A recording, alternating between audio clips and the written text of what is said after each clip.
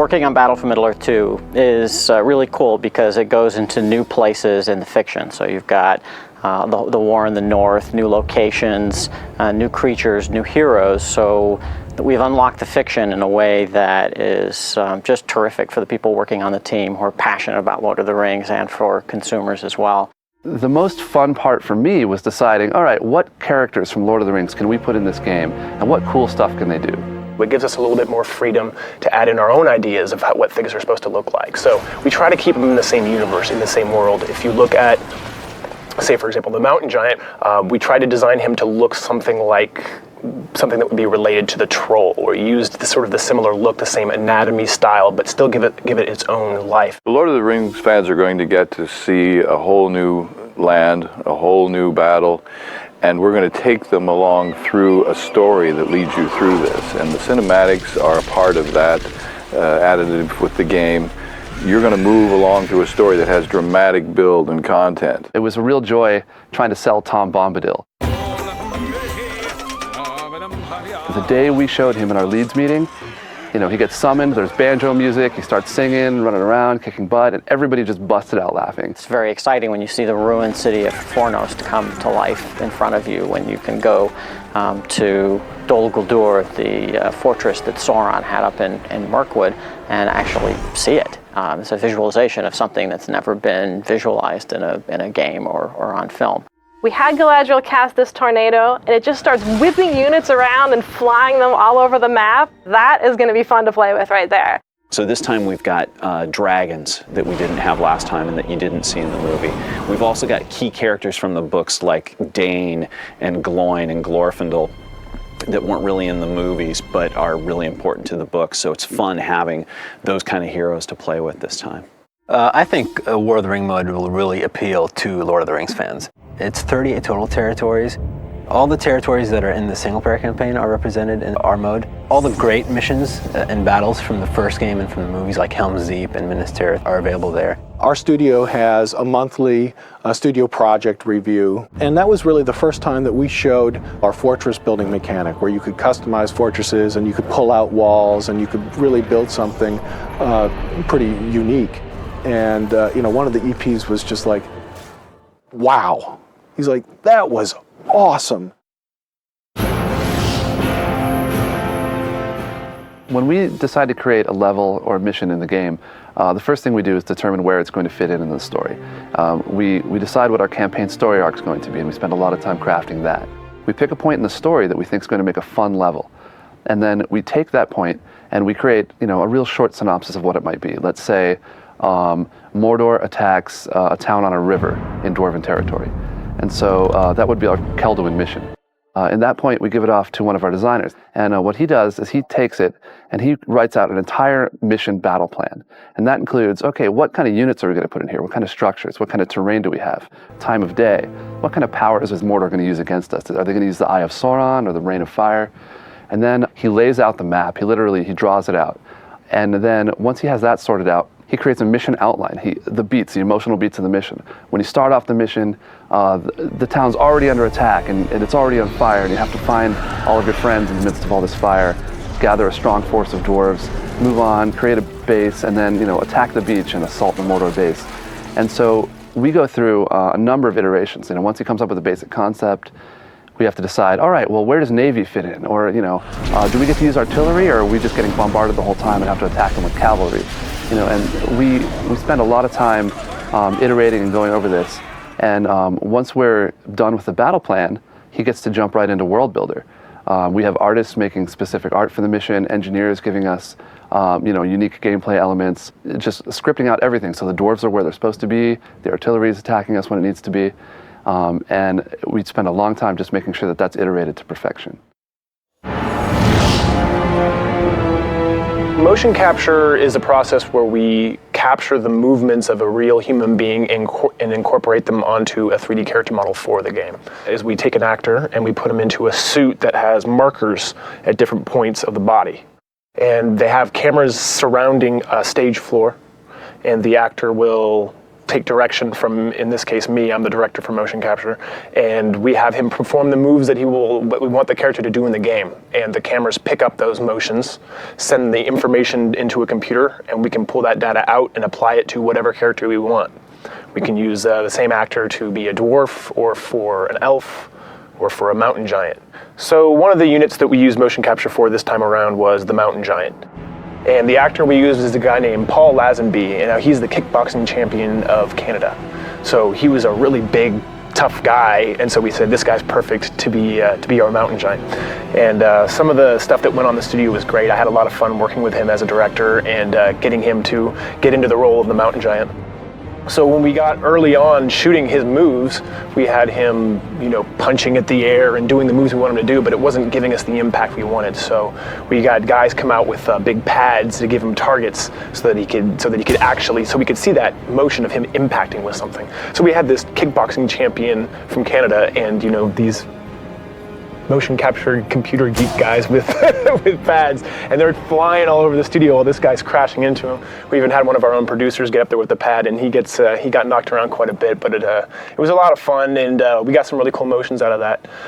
Afterwards, after we got the data back, I got to go into there with the motion capture data that we had and animate his fingers and his jaw. So we still get to add on some fun animation on top of what we get from the motion capture.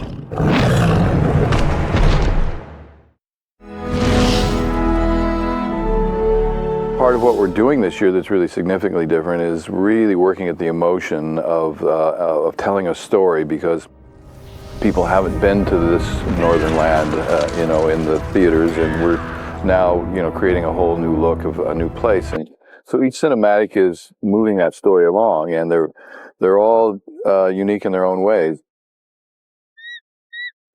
One of the biggest improvements in the cinematics is this improved camera system that we designed. It allows us to make much more fluid moves. We can work a lot more quickly. We can preview things a lot more easily. We are using a camera system that's built into the engine of the game. We're not doing this in MyRMax or some other format. We're working in the game, and that's one of the things we're really proud of in this game, is that the visuals in the cinematics are the game. They're not some other created fantasy that is separate from the look of the game. My favorite cinematic is the high pass intro. You're up in a new snowy environment you've never seen. You see a giant that you've never seen before. This party is coming up a really desolate, cliff, and the camera swings around it. And then this shadow rolls across the scene. I mean, it's just, got a lot of drama to it. One of the new processes we've initiated this year is a transition between artwork and cinematics. One of my favorite pieces of art on the project is the painting of Dane and Gloin outside of the Erebor Fortress. That was the painting that really said to me, we can do these cinematic sequences with these paintings, and they're going to have so much drama that people are going to be as excited about them as I am. We really love classic artwork, and Tolkien's work has always had many, many illustrators doing these beautiful paintings of these lands and creatures. Well, we've got the best artists doing that, and we're making these magical transitions from those paintings into a moving sequence. It's really a classical moment. We wanted to do a set of visual upgrades. We knew that we wanted to bring up the graphical look of the game because we had been looking at some of the competitors. Our role at NVIDIA is to work with developers such as the Battle for Middle-earth 2 team to make sure that their games look as good as possible and run as fast as possible on our 3D hardware. I remember an early meeting where I would sit down with some of our graphics engineers and with Ofer Eslan, our visual upgrades development director, and say, we need to get our visual our visual appearance better. The development team has been extremely attentive. They viewed us as somebody who can actually help them. One of the things in real life that have been most difficult to render in real-time 3D graphics has been water. Ofer would sort of look over at me, he's like, we'll make the visual appearance better, but we want to make it best. We've worked very closely with the Battle for Middle-earth 2 team to ensure that they make the best use of hardware features on NVIDIA hardware to make the water look as good as possible. Some of these features are shader model 3.0 capabilities on graphics cards to get more realistic looking waves, also more realistic looking refraction effects and reflection effects. These very, very subtle cues are very important to making the water look as realistic as possible. And Ofer and his guys, they just went and they just rocked and they rolled. And all of a sudden, it's like, hey Chris, you gotta check this out. We have new water. And I knew they were working on water, but I'd walk in and be like, holy cow, that's crazy. Some of the other graphical features in Battle for Middle-earth 2 would be use of bump mapping or normal mapping for more realistic per pixel lighting. Another really, really important aspect to realistic 3D graphics is the employment of high quality shadows. And that's another area where use of 3D graphics hardware can significantly increase the visual quality of your title through the use of fast shadow mapping techniques and shadow filtering techniques, which also use shader model 3.0 type capabilities. One example of how we're adding depth of strategy without losing accessibility is how we're transforming the base building experience for RTS. And what we're doing is combining three fairly simple mechanics that when you put them together create almost infinite possibilities and unleash a tremendous amount of creativity and strategy in how you play. We're letting you build anywhere you want, anywhere on the map, any structure, and there's a tremendous freedom that comes with that. But that just gets us to where every other RTS game is, and we're coming up with two innovations that kind of transform base building. The first is walls. And yes, other games have done walls, but not quite the way we've done it, in a way that's very accessible, very easy for the player to access, and extremely powerful, because you can lay down a wall quickly and easily and then upgrade every segment on that wall with a defensive upgrade like a trebuchet or a tower that shoots arrows or axes depending on which side you're playing. The final piece that kind of comes into the mix is the upgradable fortresses that are kind of the heart of your base. You can put all kinds of upgrades on it. You can put trebuchets, arrow towers, buildings you can garrison. You can build wall hubs that you can then build walls off of and extend around your base. If you're playing some of the other factions, you get all sorts of interesting upgrades. Ents that are captive to the fortress, giants and a little turret throwing rocks at opponents, and then you can upgrade the fortress by giving it essentially bonuses for the troops that are nearby, and then a central monument which gives each fortress for each side a very special power. The initial concept of create a hero is, okay, well, let's just give the player a chance to sort of put himself in the world of Middle-earth. So as a player, you can ask yourself, if I were a hero in Middle-earth, who would I be? What would I be? Would I be an elf, magic user, or a warrior, or even a troll? Just was so interesting an idea that we went into equipment and all kinds of special powers and all kinds of different races. And then customize the appearance of your hero with armor, weapons, helmet, pretty much any way you want to trick out your character visually to essentially express what you want in a hero in Middle-earth. And then you customize their powers and abilities, which actually changes up gameplay. Taking your customized hero into a multiplayer battle can change the whole dynamic of the game. Players won't know what they're facing right away, so they'll have to be careful. Amir Rahimi, who was in charge of that feature, he just went crazy with it. It turned out to be really cool. So what you have is the ability to create your own custom RTS unit, and that is cool. War of the Ring mode is completely separate from the rest of the Battle for Middle-earth 2.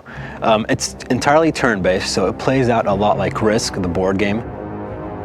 We drew the map on a paper game. We had little chess pieces that you could move around, and we iterated on that design. We invited other team members to come and play it and give us feedback, and we took that feedback and we tried to improve upon that paper game as much as possible before ever writing a single line of code. It was going to be a simple little board game that allowed you to move around through Middle-earth, and it ended up being this sort of it's still simple to play, but a much deeper and richer experience than we expected. It's the one opportunity in the game where you truly get to control all of Middle-earth.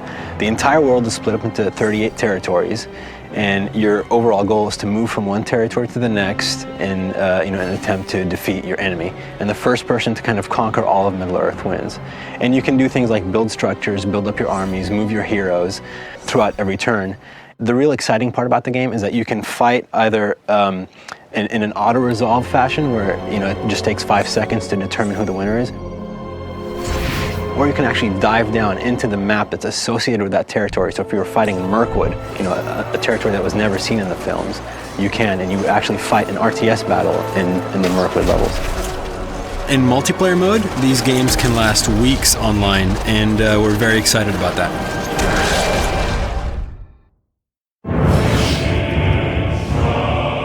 The thing I think I'm most proud of this time around is the broader palette we have in the game compared to the first one. Just the locations that we go to and the diversity of those locations. Last time we had a lot of green grasslands that were like Gondor and a lot of kind of golden grasslands that were like Rohan. This time it's a way broader palette. We've got snow levels, night levels that have snow, water levels, a lot of game levels where we're using the post effects and the lookup tables to get the kind of muted bleach bypass look that you see in a lot of Peter Jackson's films. Just after we'd created the Goblin Fortress, the Goblin architecture was a really tough challenge artistically. In the movies, the Goblins don't have any architecture. They take over Moria, they take over dwarven strongholds. And so we were kind of building the look of their architecture out of their armor from the movies, because that's really the only place we had to start off from. So we were creating this architecture for them that was all spikes and rough metal and rust and stuff. And it was so new that I wasn't sure it was working, and we'd created this really interesting looking Goblin Fortress that was built out of all this spiky, rusty metal.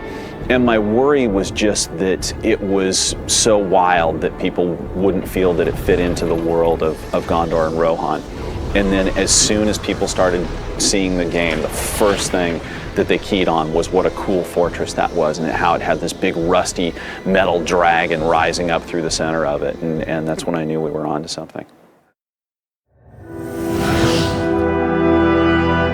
So much of organizing a game development effort like Battle for Middle-earth 2 is worrying about the assets, literally worrying about every little detail, every little thing that our customers are going to see on the screen. We took a game like the Battle for Middle-earth 1, which already had 4 big factions in it with all the units and structures and powers associated with it. And we wanted to make the Battle for Middle-earth 2 feel like a really new and bigger game. So we have 6 factions now, which results in hundreds of units and structures and powers. And just sort of getting your head wrapped around that effort, getting your head wrapped around what it takes to sort of organize those assets into work bins or into lists of things that people can start executing on. That's hard. There's a set of organizational principles that we're actually trying to pioneer here at the EALA studio that revolve around the concept of pods and, in particular, cells. In the past, we'd traditionally broken the team up based on discipline. So there would be an engineering department, art department, designers, and then production and development directors kind of oversaw all of that.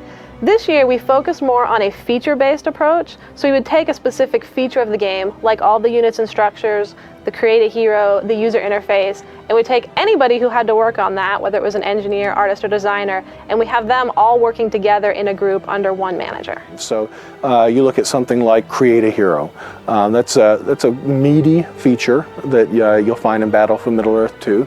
And we've got an engineer sitting in there with an artist and a producer, and together they're saying, look, we're responsible for this feature. At the end of the day, if the feature sucks, it's on us.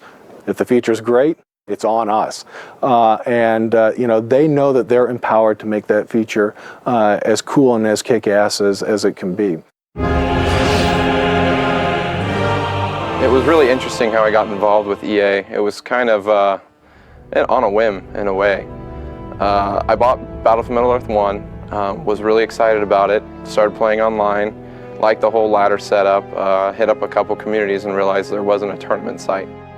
Community for any game is important, especially for an RTS game. So something that's been important to us from the very beginning is working with the community. And it started all the way back in the early part of this year when we brought somebody in and dedicated them to serving the community. And this is something that was kind of new to our team, and it was a first step in establishing a relationship with the community that goes beyond what we had before. I really didn't know who to contact or anything to get it going, but I was determined that I wanted to start a tournament site. So we brought somebody on, we had them actually available to the community, supporting the game through multiple forums, multiple sites on the internet. So happened, came across a forum post by Aaron Kaufman. I just said, hey, I didn't know what he did at the time, I didn't know who he was, but I sent him an IM, a little message, and I got an email back, and he was excited. NVIDIA and Electronic Arts, we sponsored a community summit where we brought 30 of the top guys who do all the websites and all the mods. So where we brought 30 people in who represented fan sites for a whole range of different products. Not just from the BFME community, but from CNC, Age of Mythology, Planet, quite a few different sites. We showed them everything about the game, listened really carefully to what they had to say, and actually made significant design changes as a result of that feedback. And they listened. I mean, they took our comments at hand and really shaped this game around what the community thought it should look like. Even the head of the studio came by multiple times just to say hi and say, what do you think we should do with this game? And that sort of relationship with the community has continued ever since that first community day, where we listen carefully to what people are saying about the game, and we try and make sure that we're addressing the desires of the community as we're building the product, keeping them up to date with what we're doing. It was really obvious the community was important, and to make this more of a timeless game rather than just something that is on the shelves for a month or two and then goes away. Our support for the community is certainly unprecedented in my experience, but it's a standard that we hope to maintain in the future. Well, we have a pretty good rapport. There's a lot of brotherhood, among the designers, the artists, the engineers, the sound crew, you name it. On a daily basis, I would say that my biggest challenge is not hurting myself on the team scooter. We have our Medieval Fight Club. A lot of the designers do that. It's been this long-running thing that we've been doing, where we take up our sword and our shield, and swords are made of carbon fiber wrapped in foam, so they hit pretty hard. And we get out there on the field and just beat the stuffing out of each other. We even have foam rocket wars in the hallways. Sometimes you'll be working and you have to duck because a rocket goes flying by your head. So trying to not get hit in the head with a foam dart while sitting at my desk is a very big challenge. What's the worst thing that can happen if an engineer is sitting in his cube and all of a sudden, biff, gets knocked in the side of the head with a foam dart? Okay, so he spins around, collects up his own stash, he goes out, and for 10 or 15 minutes, he's in a dart fight. I've been hit in the head with a dart from 50 feet away more than a few times. I actually had my glasses knocked off my head the other day. Comes back, sweaty, huffing and puffing. Is there a cost for that? Sure. I mean, he was distracted, now he's got to get back into his work. But being able to say, yeah, I work in a place where I can get biffed in the head, with a dart by one of my best friends, that's someone who's engaged, who's happy. I mean, that's someone who wants to be here.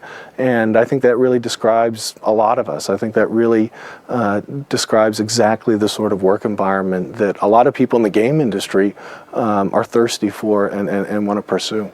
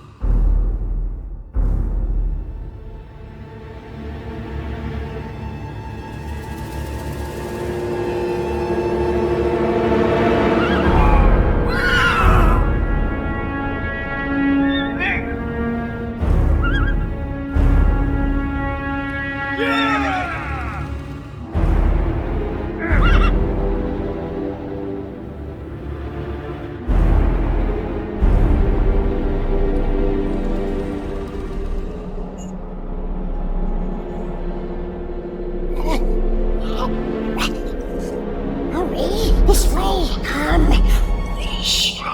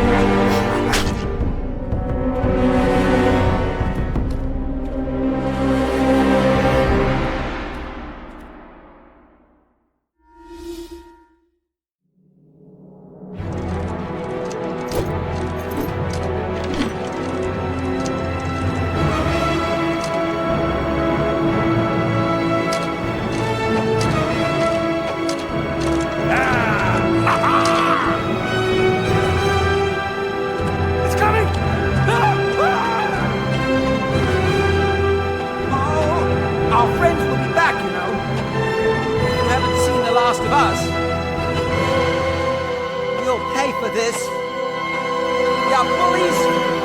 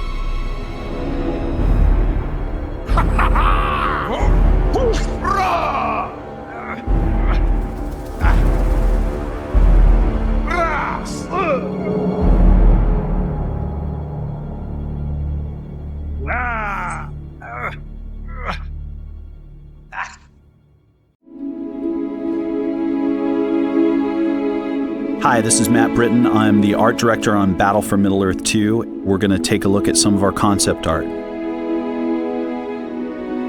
In Battle for Middle-earth 2, the challenge was really formidable.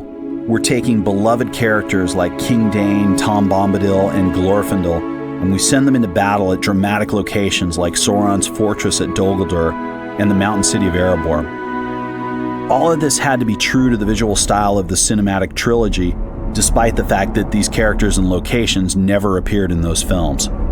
This painting by Michael Zimmerman of Gloin and Dane at the Gates of Erebor, it's probably my favorite piece among hundreds of illustrations we did for this project. It perfectly conveys dwarven pride and stubbornness and their attitude. Our technique of generating cinematic sequences works well for shots of epic battles and action, but our reliance on in-game assets makes it difficult to convey story points and dialogue. We decided fairly early on that instead of creating high-res models of the game's heroes that we could do facial animation with, we'd instead tell our story with paintings accompanied by voiceover and sound effects and music. Ryan Church is an artist I met years ago at Industrial Light and Magic. His paintings of the Grey Havens amaze me. It's such a dramatic location, we really had to bring it to life in epic proportions. This piece by Michael Zimmerman of Elrond at Rivendell after the battle, it was one of the first of these paintings, and it really proved that we could employ this method of storytelling.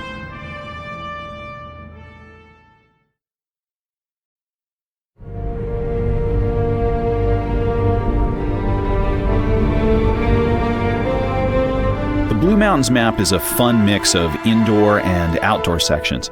Aesthetically, it kind of picks up where we left off with Moria in the last game.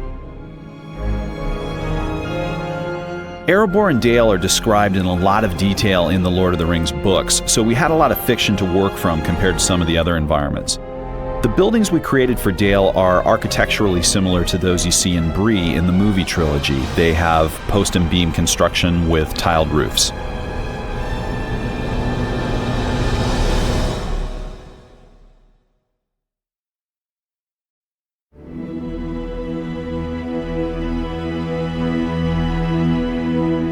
The mix mix of land, water, and docks in Kelduin was a new challenge for us. Charles Jacoby is one of our map beautification artists, and he came up with a new technique in our level builder, which made the dock pieces work more or less like terrain. Our cinematic sequences were storyboarded in great detail by Michelle Tasic and Rita Leakwart. Good boards are the foundation of any kind of filmic storytelling, whether you're creating an in-game cinematic or a feature film. Weathertop is a key location in the Fellowship of the Ring. Much of the time, our job is just interpreting from the film to the game.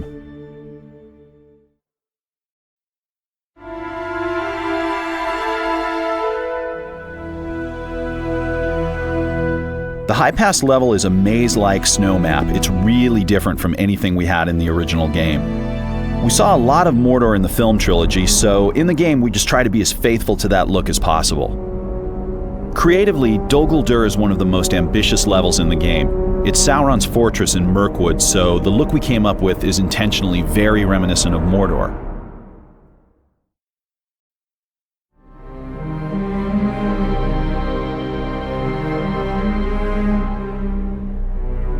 In the Lord of the Rings films, the only dwarf we meet is Gimli, other than a brief look at Gloin and one or two of the other dwarves at the Council of Elrond. Consequently, our game's dwarven faction units were largely based on Gimli. They're bearded, stout, heavily armored, and they take no prisoners. In The Lord of the Rings, The Battle for Middle-earth 2, we made a very conscious effort to improve the readability of the faction units, trying to make every type of soldier look distinct. Our dwarves were the beginning of this. As a result, they're more colorful than the units in the original game, and up close their proportions are a bit more extreme. But at game height, you definitely know who's an axe thrower and who's a phalanx without any problem.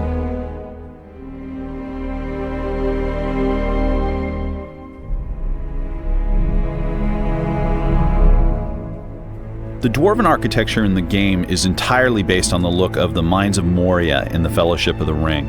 It's all about hexagons and bas-relief sculptures of dwarven heroes.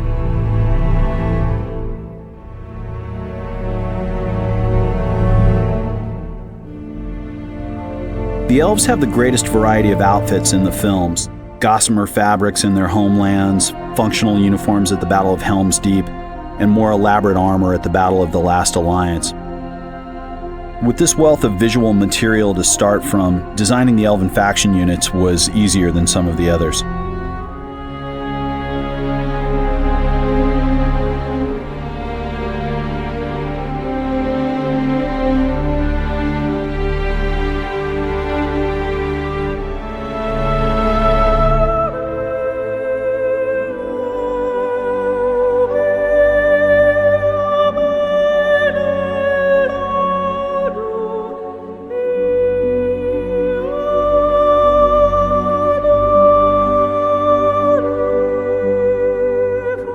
The elves have probably the most defined style of architectural design in the films.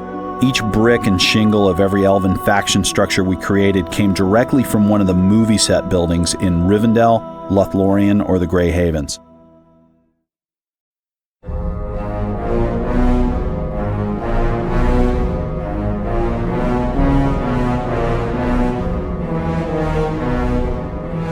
In the original Battle for Middle-earth, each unit had an interface portrait taken from a frame of film. In the game's sequel, we considered shooting portraits of actors wearing prosthetics to get interface art for characters like mountain giants, or building custom armor to photograph Mithlon sentries. Ultimately, the illustrated parchment look of the interface art was created by Insun Kang and Eno Corella, and it was the best way to merge everything into a cohesive look which felt appropriate for the game. Dragons were a serious design challenge in this game. I mean, how do you dream up a nightmarish monster which lives up to the majesty of the Fell Beast in the movie trilogy without having it look like it belongs on a fantasy novel book cover? So virtually every artist on our project contributed in some way to the look of our game's dragons, and I hope the dragons we arrived at turned out suitably imposing. Coming up with an architectural style for the goblins was really difficult. The goblins are only seen in the first film, The Fellowship of the Ring, and they don't really build anything. They just infest the dwarven stronghold of Moria. So Initially, we tried designing the Goblin faction buildings as captured and wrecked dwarven structures, but the result didn't really seem distinct or interesting enough. This Goblin Arrow Tower illustration by Feng Zhu became known as the Witch Hat Building. It took the Mordor Goblin's rough, rusty, nasty, spiky armor as a starting point and built it into sort of a chaotic form of architecture from which all the other haphazard Goblin buildings flowed.